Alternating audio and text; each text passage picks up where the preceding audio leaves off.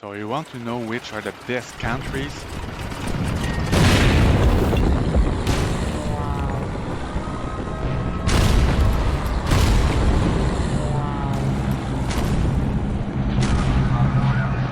Do not worry, yea, we have full control of the situation. Hey guys, since the most common question about war selection is about which country to pick, I decided to share my current tier list. Let's keep in mind that the faction's power is quite influenced by the specifics of the situation, especially by the map layout. So for this ranking, most of the time I will assume a 1 against 1 situation on an average layout map. Not too open, not too many choke points, some water, but not separate islands. Let's begin with Turkey. I think this is a well-balanced country in the sense that it does have some strengths and some weaknesses. It does have access to the cavalryman unit, but not the armored car. So the unique sniper unit is replacing the ranger. It is quite good when using the in-position ability, which grants it longer range and very good accuracy. However, that contributes to the limited mobility of the Turkey faction. The long-range options are expensive and flimsy for the cost. When the position is mostly static, Turkey can break defenses with a strong slow push involving several light cannons. And in the late game, the top shoe unit is great for surprise attacks on building. But in general, I rate Turkey C tier. Next, I have Persia Iran, which is only viable because of the camel units. The Guardian of Sands is a very mobile machine gun which can enter the battle quickly when upgraded from CPAX. So if you already have stables as Western Asia and you are aging faster than your opponent, those camels are effective at delivering the final blow. However, the camels are not strong in the late game because they have pretty much no armor. Otherwise, Gatras are playable, but they become available quite late. Persia is mainly a one-trick faction, and I rate it D tier. Next one is India. The machine gun elephants are very strong for their cost. The Sikh is a good infantry unit that can construct a warehouse, gather food from trees, and have a strong melee attack against buildings. In longer games, the extra population and the Fury of Durga Tiger trucks bring great value. The weakness of India is in dealing with armored units, but I still rate India A tier. China. I think the strength of China varies a lot depending on the situation. The two most effective units are the militiaman and the soldier. It works best by flooding your opponent with militiamen from multiple angles on a very open map where you have enough materials and space to build many houses. Soldiers can be used to detonate enemy buildings and walls. However, the foreign supply center is not a cost-effective option. China will be nearly unplayable on a map with a single choke point and struggles a lot against armored cars, machine gun elephants, and Russia's dead sites, which are all quite popular choices. However, when selected in the appropriate situation, I believe China is a D tier. Japan is a strong choice for pure island maps, perhaps even A tier, but not for land maps. It has no cavalry, no armored car. The light trench mortars are very inaccurate and only have a range of 280. Their only advantage is that they take only one population.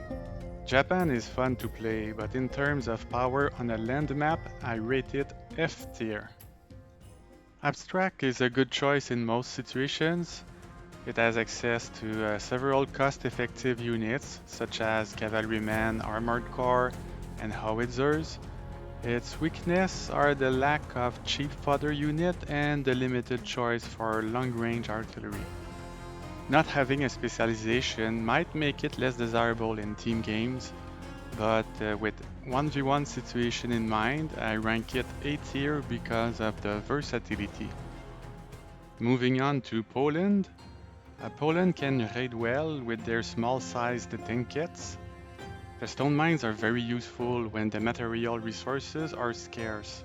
Such automated gathering reduces the need for workers and that population space can be used for military instead. The Yulen are very strong in late game, but they are weak before they get the grenade upgrade, which is available in the Second Industrial Revolution age. Overall, Poland is okay, but the other Eastern Europe options are stronger. I put it in C tier. USSR Russia is clearly the strongest choice for most land maps. For raiding, it has access to armored cars and the strong Red Devil. The Partisan is extremely cost effective.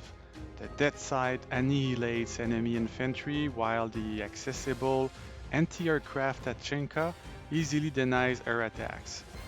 The dead side's howitzers, anti-aircraft Tachenka, and partisan combination is extremely efficient. The soldier with the grenades upgrade is also very strong in late game. Russia belongs to the supreme tier. Austria-Hungary has strong but also expensive units. It can be quite vulnerable during the transition toward the Industrial Revolution until a few Xabas are ready. This is also because Austria does not have access to a stable nor to the machine gunner. In the late game, the Xeba 80 and the Wonder Emma are good. The Nimrod is one of the best tanks mainly because of the low population requirement, and it even counters aviation. The unique gas mortars are also very useful in some defensive situations. However, because the faction is very expensive and slow to benefit from reaching Industrial Revolution, I cannot rate it above B tier. Germany. The Western European countries are typically expensive and Germany is the one with the highest costs. The Big Bertha is the key unit.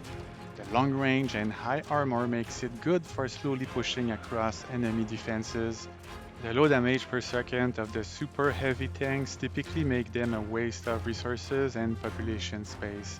Same for the Cannon Colossal with its ridiculously high cost. Armored Flammenwerfers are playable, but the game is usually already decided before they can make an impact. I rate Germany E tier. If you enjoy strong expensive units, Italy is a more viable option than Germany. This is a fresh faction, so I have only limited experimentation with it.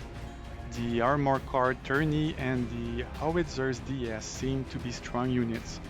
The main drawback of Italy is that it is only accessible from Western Europe, which is slower and more expensive than the three other medieval branches. More experimentation is required, but for now, I tentatively place Italy in B tier.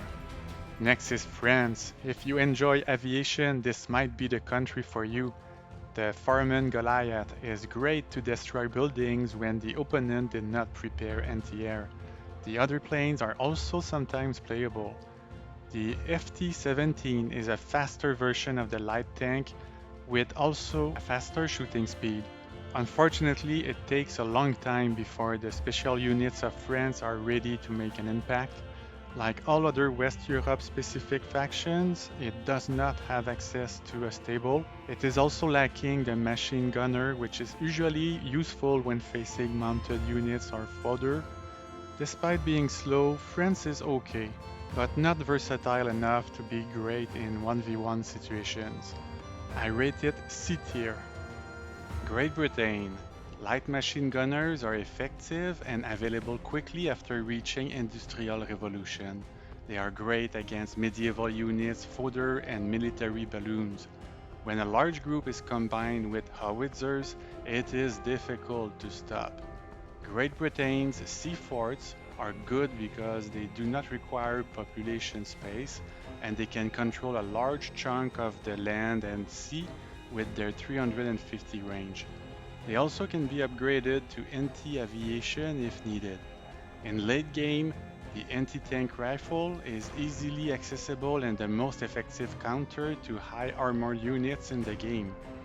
The weakness of the faction is the lack of stable and armored car. Also, with the access being restricted to Western Europe, Great Britain lands in B tier. By the way, I am glad that the developers announced that the next faction will be Siam, Thailand. It will be nice to have another East Asian option. If you want to contribute your ideas, there is a brainstorming channel on the official War Selection Discord server. So what do you think of my personal tier list? Which assessment do you disagree with the most? Or do you think the entire list should be thrown in the garbage? Let me know in the comments, but do not forget to click subscribe. Thank you for watching and have a nice day.